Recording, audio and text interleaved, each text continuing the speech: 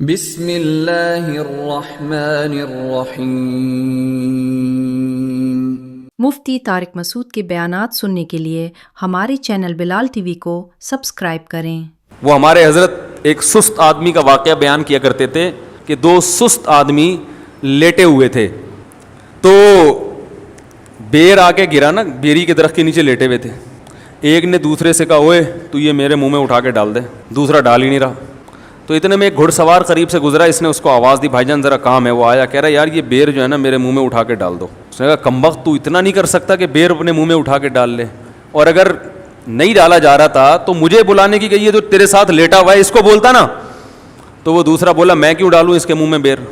کہہ رہا ہے میں لیٹا ہوا تھا، وہ ادھر آیا کتا میرے اوپر پیشاب کرنے لگا، میں نے اس کو بولا ہٹا ہی نہیں رہا تھا۔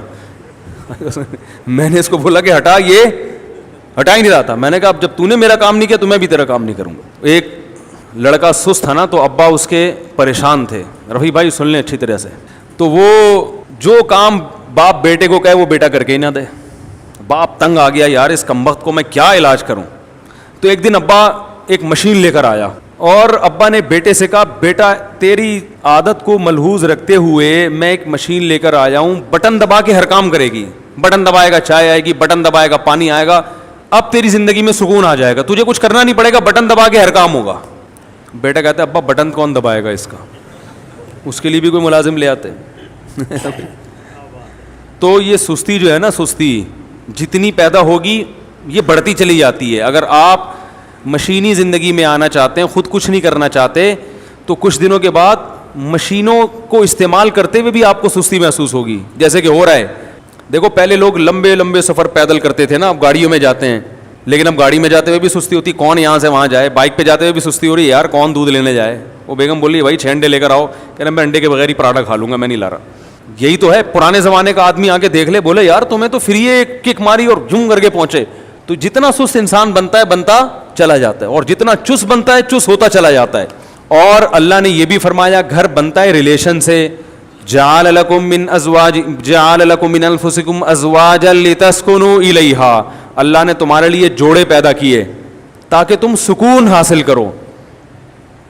تو نکاح ہوتا ہے، گھر وجود میں آتا ہے، اور اللہ نے بتایا کہ یہ جو تمہارے گھر میں آئی ہے اس سے تمہیں کیا ملے گا؟ سکون ملے گا۔ تو پتہ چلا یہ تو سارا پروسیس ہے کس کے لیے؟ سکون کے لیے بھائی۔ اور ہمارے ہاں زیادہ تر ٹینشنوں کے واقعات گھروں کے ہوتے ہیں، جن کے گھر نہیں ہیں وہ سکون سے ہیں، اور جن کے گھر ہیں وہ ڈپریشن کی گولیاں کھا رہے ہیں۔ تو اس کا مطلب معاشرے میں کوئی بہت ہی الٹا کام ہو رہا ہے جو بالکل فطرت سے ہٹ کر ہے۔ کیا ایسے یار کیوں سمجھ میں کیوں نہیں آ رہا؟ دیکھو روٹی پیٹ بھرنے کے لیے ہے نا، روٹی سے پیٹ نہیں بھر رہا، اس کا مطلب وہ بہت ہی کچھ ایسا چیز آپ نے کھائی ہوئی ہے، یہ کچھ ایسا لائف اسٹائل ہے کہ آپ کا تو معدہ ہی الٹا کام کر رہا ہے۔ ارے کسی کمبخت کی پانی سے پیاس نہ بجھے، چلو کولڈ ڈرنک سے نہیں بجھ رہی پیاس، سمجھ میں آتا ہے یار کولڈ ڈرنک نہیں بجھ رہی، تو کولڈ ڈرنک تو اللہ نے پیدا تھوڑی کی ہے پیاس بجھانے کے لیے، کسی کی بجھتی ہے کسی کی نہیں۔ بعض لوگ کولڈ ڈرنک پیتے ہیں نہیں بجھتی، چائے سے نہیں بجھ رہی سمجھ میں آتا ہے، دودھ سے نہیں بجھ رہی، پانی سے تو بجھنی چاہیے نا۔ کمبخت کی پانی سے پیاس نہیں بجھ رہی، اس کا مطلب باڈی میں تھوڑا بہت فالٹ نہیں ہے۔ میرے یہ سمجھانے سے بھی اگر سمجھ میں نہیں آ رہا تو تھوڑا بہت فالٹ نہیں ہے۔ اتنی اچھی مثال دے کے بھی اگر سمجھ میں نہیں آ رہا تو میرے بھائی جن کی نہیں آ رہا، یہاں تھوڑا سا فالٹ بہت بڑا فالٹ ہے، بہت بڑا فالٹ ہے۔ میں نے وہ بیان ریکارڈ کروایا تھا نا کہ عورتیں بچے پیدا کرنے سے صحت اچھی ہوتی ہے، خراب نہیں ہوتی، وہ پورا میں نے پورے ڈاکٹروں کی رپورٹیں بھی پیش کر دی جو نوبل پرائز ڈاکٹر ہیں UK کے، کہ عورت کا حمل روکنے سے بیڑا غرق ہوتا ہے، موٹاپا آتا ہے۔ اس میں بھی میں نے یہی دلیل دی کہ جو چیز نیچر ہے وہ صحت کے لیے اچھی ہوتی ہے، خراب تھوڑی ہوتی ہے۔ وہ میں نے کل اپنا کلپ دیکھا، اس کے نیچے جو لوگوں نے الٹی سیدھی باتیں کی ہیں۔ ارے تم دلائل کو نہ سمجھنا چاہتے ہو نہ ماننا چاہتے ہو، تم انگریز کے پٹھو ہو، کمبختوں، تم دم ہلاتے رہو ساری زندگی۔ تمہارے اندر، آپ کو نہیں کہہ رہا جو اس نے کمنٹس کیے تو اس کو کہہ رہا ہوں، تمہارے اندر سوچنے سمجھنے کی صلاحیتیں ختم۔ تمہیں جو لائن پہ لگا دیا نا 2 بچے تو بس تم اسی پہ لگے رہو، اب برباد کر دو اپنی بیویوں کی صحت بھی، اپنی صحت بھی، اور اپنا خاندان بھی تباہ کر دو۔ بچے تو ہوتے ہی 2 کے بعد ہیں، گھر تو بنتا ہی 2 کے بعد تو بچوں کی شروع ہوتے ہیں کہ جن کا ایک گیدرنگ ہوتی ہے، آپس میں کھیلتے ہیں۔ تو ایک لائن پہ لگا دیا بس اسی پہ سب چلتے چلے جا رہے ہیں. تو گھر کس کے لیے بنایا اللہ نے؟ سکون کے لیے. ایک گھر میں سکون نہ ہو تو چلو بات سمجھ میں آتی ہے کہ بھائی کبھی کبھار ہزاروں میں کوئی ایک بیمار بھی پیدا ہو جاتا ہے نا. ہر گھر میں لڑائیاں, ہر گھر میں بے سکونی, لاکھوں میں ایک آدھ گھر ہوگا جس میں سکون ہوگا. بھائی کم بہت بھائی سے بات نہیں کر رہا, بہن بہن سے بات نہیں کر رہی, جٹھانیاں, نندوئی, ساسیں, وہ تو ایک مستقل ٹاپک ہے. باپ اور اولاد میں نہیں بن رہی, ماں بیٹی میں نہیں بن رہی, میاں بیوی میں نہیں بن رہی. تو اس کا مطلب ہے کہ معاشرے میں کوئی چھوٹا موٹا فالٹ نہیں ہے بھائی, یہ تو جانور پھر ہم سے اچھے ہیں. کیا خیال ہے بھائی جان؟ ہم سے اچھے جو پھر کبوتر نکلا, چڑے نکلے ہیں بھائی. ہمیں آفس میں سکون مل رہا ہے, گھر میں نہیں مل رہا. یہ تو بہت بڑا فالٹ آ رہا ہے معاشرے میں, اور یہ ان میں تو بہت ہی زیادہ ہے جن کی ہم تقلید کرتے ہیں. تبھی وہ تو کرتے ہی نہیں نا, 40 سال تک گھر بناتے ہی نہیں ہے کہ سکون سے زندگی گزرنے دو, 40 سال کے بعد دیکھیں گے. ان کو پتا ہے کہ اگر پہلے سے کر لیا تو عذاب میں آ جائیں گے. تو اس کا مطلب اس معاشرے میں ہم سے بھی زیادہ ٹیکنیکل فالٹ ہے, کوئی بہت بڑا فالٹ ہے. تو وہ فالٹ کیا ہے؟ کیا خیال ہے, سمجھنا چاہتے ہیں؟ بہت بڑا فالٹ ہے.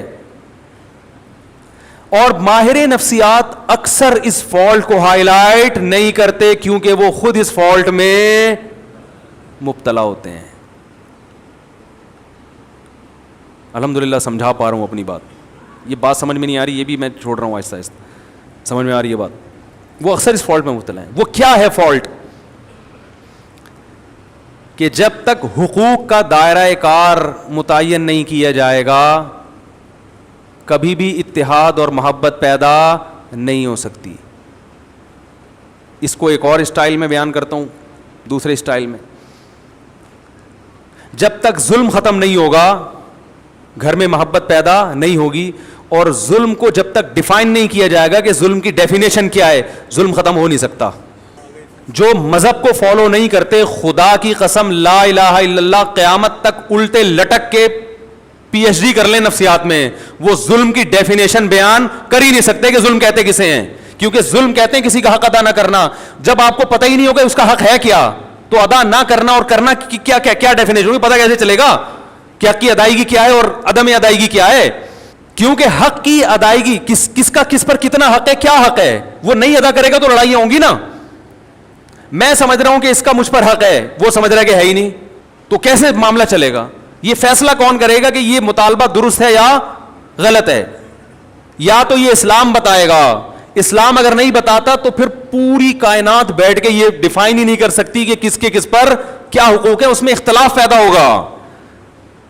بعض دفعہ کلچر بتاتا ہے کہ کس کا کس پر کیا حق ہے, وہ کلچر غلط بتا رہا ہوتا ہے, ساری دنیا کہہ رہی ہے کلچر غلط ہے. دیکھو کلچر تو یہ کہتا ہے عورت کو چاہیے کہ جہیز لے کر آئے. کیا خیال ہے, کہتا ہے کہ نہیں کہتا؟ لیکن ساری دنیا کہتی ہے یہ کلچر غلط کہہ رہا ہے. انڈیا میں جہیز نہ لانے پر جلا دیا گیا بہوؤں کو, ایسے واقعات ہوئے, اس لیے کہ وہ کہہ رہے ہیں ظلم کیا, ہمارے جہیز کیوں نہیں لے کر آئی. ملکی قوانین بعض دفعہ بتاتے ہیں تو ملکی قوانین عاجز ہیں یہ بتانے سے کہ کس کا کیا حق ہے. آپ پوچھ لو جو لا ہے نا, اس آپ بولو بھائی یہ نہیں چاہیے, یہ نہیں چلے گا گھر میں. اختلاف اور لڑائی کو ختم کرنے کے لیے سب سے پہلا اصول یہ ہے کہ آپ کو یہ پتا ہونا چاہیے, باپ کو یہ پتا ہونا چاہیے کہ بیٹے کے اوپر میرے کتنے حقوق ہیں. میں اس حد تک بیٹے کو اپنا پابند بنا سکتا ہوں, اس سے آگے مجھے اللہ نے حق نہیں دیا, اس سے آگے یہ خدا نے میرے بھی اختیارات سلب کر لیے ہیں. شوہر کو پتا ہونا چاہیے بیوی کو میں اس حد تک اپنا پابند بنا سکتا ہوں, اس سے آگے کام میں اس سے بولو بھائی نہیں لے سکتا, یہ میرا رائٹ ہی نہیں ہے. عورت کو پتا ہونا چاہیے اس حد تک شوہر سے مطالبات منوا سکتی ہوں, اس سے آگے اللہ نے باؤنڈری کھینچی ہوئی ہے, مجھے آگے جانے کی اجازت نہیں ہے. ساس کو پتا ہونا چاہیے اس حد تک بہو میری خدمت کرنا اخلاقی ذمہ داری ہے, وہ بھی یہ پتا ہونا اخلاقی ہے یا قانونی, یہ بھی پتا ہونا چاہیے. کچھ چیزیں اخلاقی ہوتی ہیں, قانونی نہیں ہوتی. اخلاق کا دائرہ کار اخلاق کی حد تک ہی ہوتا ہے. ارے پڑوسیوں کو پوچھنا اخلاقی ذمہ داری ہے نا, آپ نہیں پوچھ رہے تو کیا وہ کیس کر سکتا ہے آپ کے خلاف؟ بھائی حدیث میں آتا ہے کہ وہ شخص مومن نہیں ہے جو خود پیٹ بھر کے کھائے پڑوسی بھوکا سوئے. لیکن آپ پیٹ بھر کے کھا رہے ہو, پڑوسی بھوکا سو رہا ہے, گناہ ملے گا قیامت میں, لیکن اس بیس پہ پڑوسی آپ کے خلاف کیس نہیں کر سکتا, لڑ نہیں سکتا آپ سے. وہ حدیث میں تو آتا ہے تو پیٹ بھر کے کھا رہا ہے اور جو ہے نا میں بھوکا ہوں, اب گریبان پکڑ لیا, تو یہاں ظالم کون ہوگا؟ وہ پڑوسی ہوگا. بھائی اخلاقی ذمہ داری ہے کہ آپ پیٹ بھر کے کھا رہے ہو, لیکن آپ کی ہے, اس کی نہیں ہے, وہ نہیں مطالبہ کر سکتا. کچھ چیزیں اخلاقی ہیں, لیکن ہمارے ہاں کس کا کیا حق ہے یہ یونیورسٹیوں میں نہیں پڑھایا جاتا. ماہر نفسیات کو پتہ ہی نہیں ہوتا کہ حق کیا ہے, تو بیچارہ گائیڈ کیسے کرے گا؟ ہائے ہائے کیسے سمجھائیں. ماہر نفسیات بیچاروں کو پڑھا ہی نہیں, وہ تو اسلام پڑھیں گے تو پتہ چلے گا نا. انہوں نے تو گورے کو پڑھا ہے, گورے کو خود نہیں پتا, وہ اپنے گھروں میں سکون پیدا کر لیا. یہ نفسیات پڑھ کر آ رہے ہیں جرمنی کی یونیورسٹیوں میں, اور وہاں سے سیکھ رہے ہیں کہ گھروں میں جوڑ کیسے پیدا ہو. جنہوں نے ان کو پڑھایا اس پروفیسر سے پوچھو کہ تمہارے گھر میں جوڑ ہے, وہ کہے گا میرا تو گھر ہی نہیں ہے, اور اس لیے نہیں ہے مجھے پتا تھا گھر ہوگا تو پھٹے ہوں گے. تو ہم نے کہا بھی 55 سال میں کریں گے شادی, وہ تمہیں بتائے گا گھروں میں جوڑ کیسے پیدا ہو. Thanks for watching.